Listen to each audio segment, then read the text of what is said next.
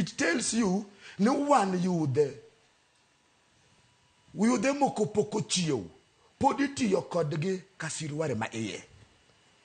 Emomiyo wan wawacho ni the current situation niso mana an organizing of the normal two-party system of the old guards moseketowa in the current situation since ne wayud ukombozi marwa ama uhuru.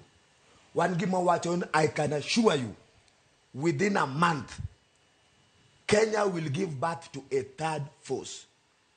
And this will be a young people-led movement.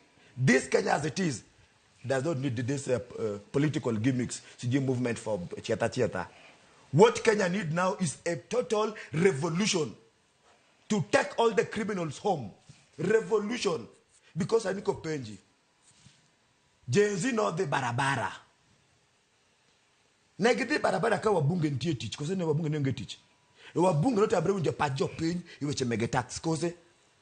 Raila Kodinga no tamre unje pajo pen, iweche mege tax. Kanu wagolo jakuo, janek milongo ni Ruto. Raila manodi makolo tena podu bedinde le achiemo. Kor onge any conscious young people.